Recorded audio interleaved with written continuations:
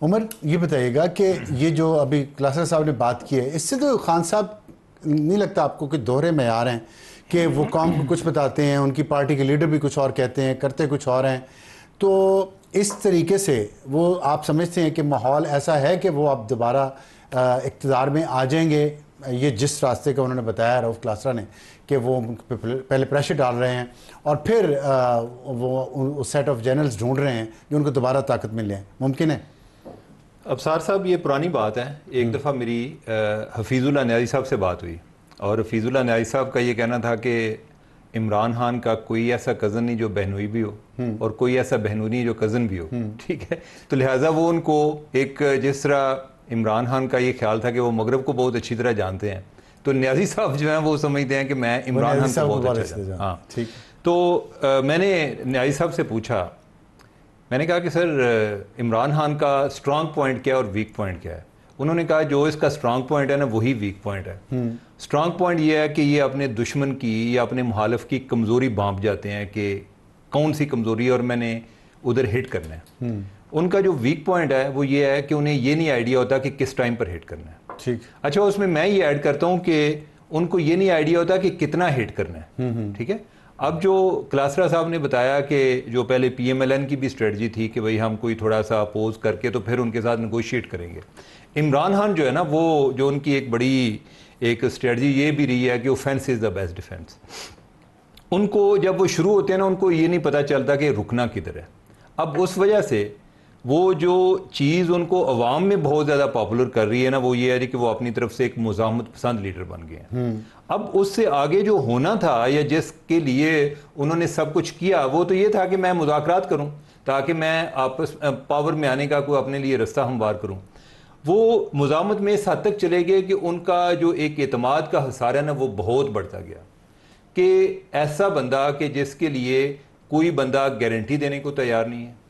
कि अब ये है कि कोई बंदा बिजनेस भी कर रहा हो ना एक मार्केट में, तो वो ये चाहता है कि जो लोग इधर रह रहे हैं उनको इतमाद हासिल हो, या इनके कोई दो पार्टनर हो तो वो एक दूसरे पे अगर इतमाद नहीं करेंगे तो बिजनेस भी नहीं कर सकते। इमरान खान जो है उन पर कोई बंदा इतमाद करने को तैयार नहीं है। तो ये सबसे बड़ी उनकी एक इस टाइम डिस्क्वालिफिकेशन बन गई है। नहीं, लेकिन मेरा सवाल ये था कि ये तो तजाद जो है ये तो हर एक को नज़र आ रहा है ना। जो पुरानी सियासी जमातें थी, अगर उन्होंने पीपल्स पार्टी, मुस्लिम लीग, अगर उन्होंने तनकीद की भी है, एक तो किसी दायरे में की है और फिर साथ उन्होंने अगर कोई डील की है तो वो भी जाहिर है किसी तरीके से की है। यहाँ पे तो गाली है। आपने कहा ना कि वो उनके जो स्ट्रांग पॉइंट, उनका स्ट्रांग पॉइंट उनकी जमात का ये कि गाली निकालो, ट्रोलिंग करो, सोशल मीडिया के ज़रिए लोगों की फैमिली की तस्वीरें लगाओ, उन families member, female family members को गालियाँ निकालो। ये कमज़ोरी हमारे यहाँ है, हमारे कल्चर में, कि नहीं बर्दाश्त होती। तो ये आप समझते हैं कि खान साहब की ये स्ट्रेंथ है कि वो गालियाँ निकाल के लोगों को कॉर्नर करना चाहते हैं डिजिटल मीडिया के ज़रिए और फिर अपनी बात मनवाना चाहते हैं? देखिए, या कोई हिकमत अमली भी है इसमें? नहीं, हिकमत अमली जो उनकी है ना, उसमें हिकमत मुझे नज़र नहीं आती कि क्या है, सिर्फ गालियाँ हैं। देखें, बात यह है कि इमरान खान जो है ना, उनके बारे में ये कहना बड़ा मुश्किल है। किसी भी बंदे के बारे में आप असफ जरदारी साहब की बात कर लें, नवाज शरीफ साहब की बात कर लें या किसी और की, तो आपको ये लगता है कि ये बंदा लड़ेगा लेकिन लड़ाई में फलां चीज़ों का ख्याल रखेगा। ठीक है। इमरान खान के बारे में कुछ नहीं कहा जा सकता। ठीक। रऊफ, ये जो बात की उमर ने, आपके ख्याल में ये एक सियासी और जमहूरी रवैया है कि आप इक़्तिदार की खातिर जो भी हो सका वो करेंगे, या कोई लिमिट होनी चाहिए जहाँ जाके रुके? ये अच्छा पॉइंट उठाया उमर ने कि यहाँ पे बाकी सल्टन जो इमरान खान साहब के मुखालिफ हैं, वो अपनी कहीं ना कहीं पे लिमिटेशंस वो जानते हैं, रेड लाइंस का उनको एहसास है कि यहाँ पे हम कहाँ तक जा सकते हैं, कहाँ तक नहीं जा सकते। पाकिस्तान को आइडियल डेमोक्रेसी नहीं है, उसके लिए हमें सबको एफर्ट ज़रूर करनी चाहिए, बात भी करनी चाहिए। इतना बड़ा बोझ सम टाइम आपकी जमहूरियत नहीं उठा सकती होती जितना डाल दिया जाता है थर्ड वर्ल्ड कंट्रीज़ के। फौरी तौर पर हम मिसालें देना शुरू, हम भी देते थे, ये नहीं कि हम नहीं करते थे। यूरोप की देंगे, UK की देंगे, उसके बाद आप अमेरिका की देंगे। तो ये चीज़ें सूट नहीं करती। पाकिस्तान को अपने ही हालात के मुताबिक ग्रेजुअली अपने आप को अपने प्रोसेस करके उस लेवल तक ले जाना है। अगेन जैसे तैयब अर्दगान लेकर आए थे, आपने आपके सामने के 20 सालों में कैसे परफॉर्मेंस से चीज़ों से आए और एस्टेब्लिशमेंट जब फौज को पीछे लेके गए। हमारे जो सियासतदान है मोस्टली जब पावर से बाहर निकलते हैं वो रातों रात फिर वो कहते हैं वो जमहूरियत हम लाना चाहते हैं।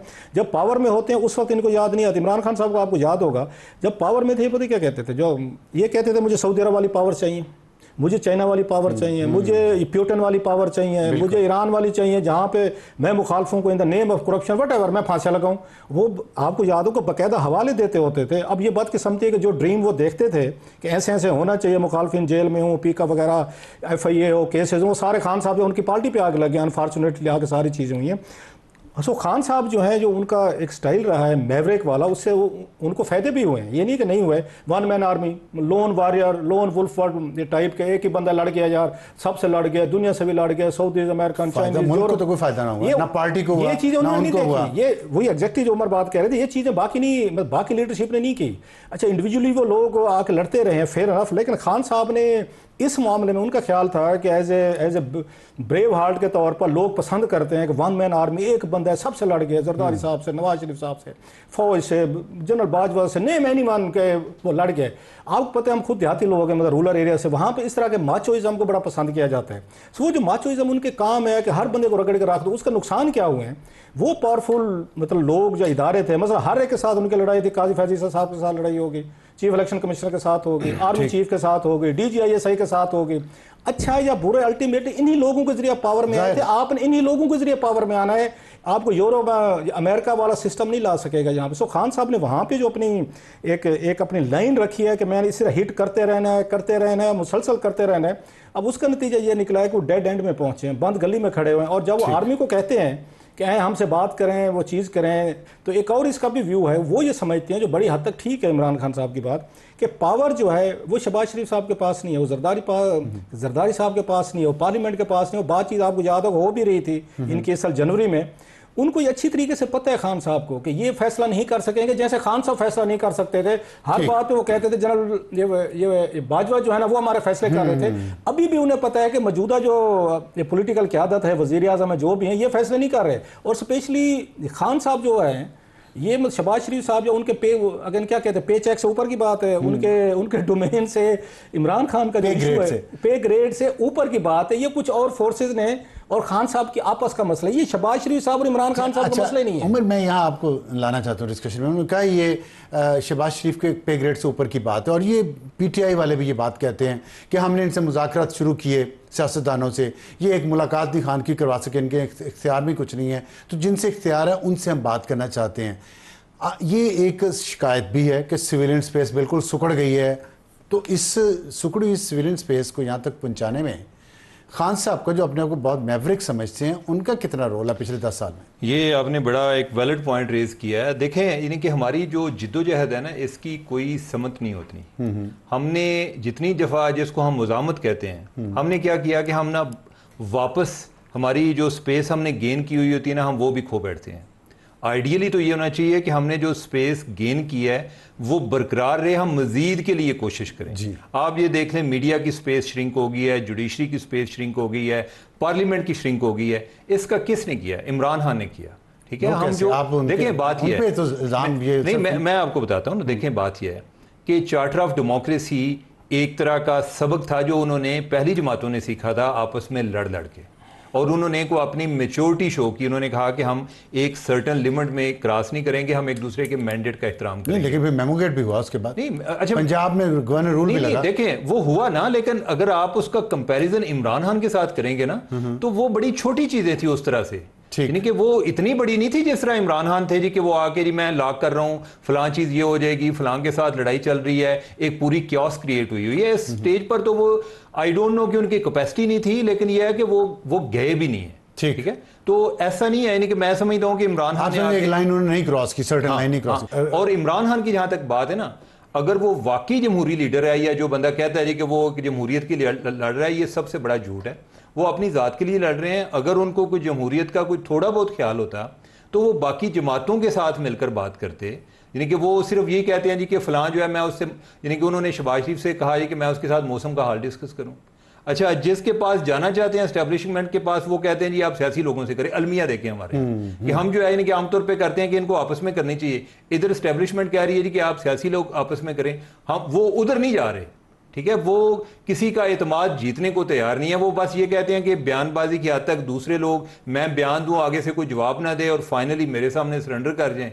तो इस तरह से काम चलता है। रऊफ क्लास सिर्फ आखिर में एक कंक्लूड कर दें, खान साहब को क्या करना चाहिए इस सिचुएशन में जहाँ पे उनका दोहरे में आ रहा है?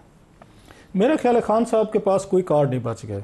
इनके पास एक कार्ड था जो इन्होंने वेस्ट किया है, वो था 22 नवंबर पिछले साल। 22 और 26 के दरमियान विंडो थे इनके पास, उस वक्त दबाव भी था, प्रेशर भी था, सारे लोग भी कह रहे थे, चार्ज किस्म का क्राउड भी लेकर आए थे, पख्तूनख्वा से हमारे भाई आए थे, वज़ीर आला बुशरा साहब। It was a very sensitive matter और एस्टैब्लिशमेंट मैं समझता हूँ इमरान खान साहब के हवाले से पहली दफ़ा दबाव का शिकार हुई थी, बातचीत भी हो रही थी, सुबह उन्होंने बंदे भी भेजे। वो टाइम था कि आपने जो एक प्रेशर आपने बिल्ड किया था, आपका मुखालिफ अपोनेंट जो है वो बातचीत के लिए तैयार है, उस वक्त आपको कुछ ना कुछ आपको ले लेना चाहिए। उस खान साहब ने बस की मिस, क्योंकि शायद पीछे से बताया गया था कि आपने कुछ नहीं करना, जो हिसाब किताब चल रहा था जो भी वहां पे मतलब होती है। तो उसके बाद आप नोट करें कि इसके 26 के बाद खान साहब मुसलसल वीक होते गए हैं पोलिटिकली। तो आप समझ जाएंगे उनके बंद गली में पहुंच गए। वो कहते हैं ना इंग्लिश का एक है ना मुहावरा है मेरा ख्याल, हब्सन चॉइस, एब्सोल्युटली नो चॉइस। ठीक, तो खान साहब के पास मुझे नहीं लगता कि इस वक्त कोई वेट के अलावा कोई चांस नहीं। अगर कुछ अर्सा चुप रहे हैं, वेट करें, वो कहते हैं ना good things happen to those who wait. Khan साहब ने वेट करने वाले बस मिस कर गए, वेट करना चाहिए खान साहब को। मेरा ख्याल है कि उनके पास वेट के अलावा ऑप्शन ही कोई नहीं है। ठीक, इवन दोनों साइड के लिए कि कोई दूसरी साइड भी बजाय इसके कि कोई इंतहाई स्टेप ले, इनको ज्यादा पीनलाइज करे, उनको भी वेट करना चाहिए और इमरान खान को भी वेट करना चाहिए।